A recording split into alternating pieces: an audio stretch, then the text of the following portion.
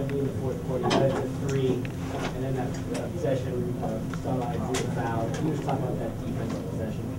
Well, JaVale went for the steal. You know, cut it to 3, went for a steal, and opened up, didn't get the steal, and basically we played pretty good defense till that point. And that's one of the things we talked about. We have a tendency that in pressure situations, players always revert back to what they're most comfortable with. And a lot of times JaVale is most comfortable trying to go for steals, go for blocks, and you know, we're just trying to work with them to become, you know, in those situations you have to be more disciplined. You know, you got to make them make plays and not give them plays. And that was a situation where, you know, we gave them a play, whether that cost us the game or not. You know, but you know, we were at least in a situation to put a little bit more pressure on them.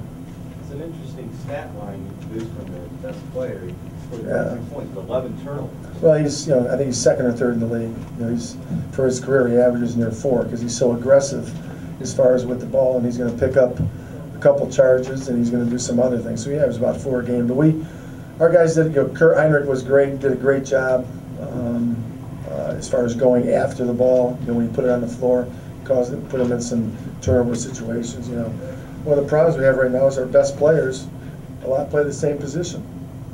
You know, and it's tough to put all those guys on the floor at the same time, especially when Nick is playing so well. And you know, so we would have liked to gotten Kirk back in the game in some situation, but it just didn't work out. You just talk about John's struggles. You know, he's, you know, I think a couple of things. I think number one is that he struggles when he misses shots. As most young players, they think a lot that their game is dictated by whether they make shots or not make shots. He's one of the few players in the game, and maybe he doesn't totally understand it yet, that he can have an impact on the game by not even scoring. And you know, what I thought happened is I thought he lost his energy when he missed shots. He became frustrated. You know, he let it affect the rest of his game. You know, not getting in the guys defensively as much, or becoming very stagnant offensively. You know, right now they're going to give him all those 19-footers he wants. And as I told him, there's 2 situations. You know, he hasn't really had a practice in 3 weeks, 2 weeks. You know, I mean, a really all-out practice because he's been hurt. Plus, when you come off the road, and this was like a road game for us, your legs are tired. The first thing that goes are your legs. You can't get your legs into your shots, and I think that's what happened to some of our guys, Nick and Gil, a little bit in that 3rd and 4th quarter. So we kind of made a run there at the end. And so, you know, those are things as a young player he's got to learn. But he can't, you know, he can't do that. He can't let, whether he's making shots or not, you know, take away his energy. You talked about that. You said it felt like a road game. No, I mean, it's the road game from the standpoint that we played 2 nights ago. We traveled, got in at 7 in the morning. You know, so your preparation for this game is like a road game. It's not like you're at home getting a lot of rest. But they had a lot of New York people. You know, that's, you know, they always travel well, no matter where they go at. And they've got you know, a great fan base. And our crowd was into the game. You know, we wish we could have done more in the, you know, we had things going, and we came out flat in the 3rd quarter, those first 2 minutes, and they came out and knocked down 4 shots, and all of a sudden they take a 3-point lead, and it got their crowd into our game, you know, and we couldn't sustain and get anything, you know. But I mean, I give Drake credit. The guy hasn't practiced in a week, and he went out there, and you know, we were definitely more effective with him on the floor than him not on the floor, just having that presence as far as inside. What are some of your observations when John's trying to execute that high screen, especially when maybe JaVale went flash or something like that for him? As far as what I mean? As far as his ability to actually effectively use that screen and what he's doing with the offense. Well, you know, some of those plays are designed as a decoy to get other players open, and I think what's happening is John, you know, we watch film, we have to watch more. He's got to make the adjustment of understanding when players are going under those screens a lot. That's when he can be more aggressive to the paint. And you know, a lot of times he's kind of walking off those screens. And when you slide off those screens, the defense doesn't have to commit. Was he lacking some of that aggressiveness tonight, or just kind of working? Well, it's a combination. I think that he's a instinctive player a lot of times, and he's very emotional. And so when he gets a big player, things get going, he gets juiced up and his motor gets going. And as I said, when he was missing some shots, his motor wasn't going. And so, you know, he's a young player. He's 20 years old. You know, our league is designed. You know, New York probably ran, you know, 75 pick and rolls tonight at least. There's a lot of pick and rolls in our game, In colleges, you don't run pick and roll. And so Raymond Felton's a prime example. You know, you look at his development over the last few years, from when he came out of college to now, you know, he's become a very good pick and roll player. That's why they won 13 or 14 or 14 or 15, because it's much how he's playing. And so, you know, that's the toughest thing about, you know, rebuilding, you know, with players, is that players, every night is a learning process, and just because you learn one night doesn't guarantee that they're going to remember it the next night or 2 nights later. Flip, can you assess Stottlemyre's development since he's come over to New York? A lot of people talking about his success was predicated on Nash, but how has he played in New York?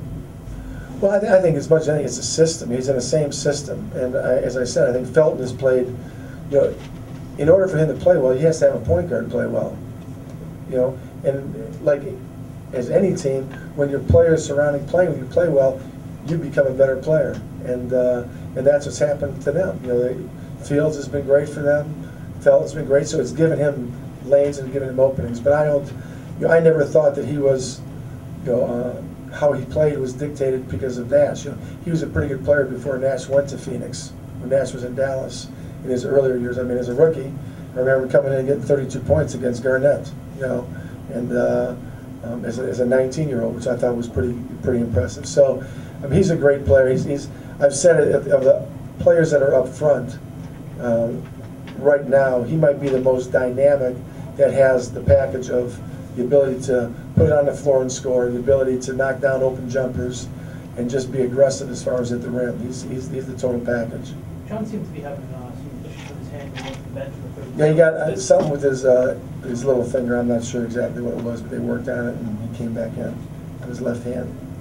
Can you talk about Thurman's performance as recently? Looking at 13 minutes here, do you think there's an opportunity that maybe his stats as a starter could be changed, you know, to fix some of these other things? Well, I mean, his time was limited now by he played as much, but he's in foul trouble. He had 4 fouls, picked a lot, so it took away. You know, he was a leading scorer last game against Sacramento and played well. Again, he's a guy similar to Yee, similar to Andre, and similar to John. All these guys are coming off injuries. You know, he sat out for a month. He has had, you know, because of the way our schedule's been, he's had maybe 2 practices.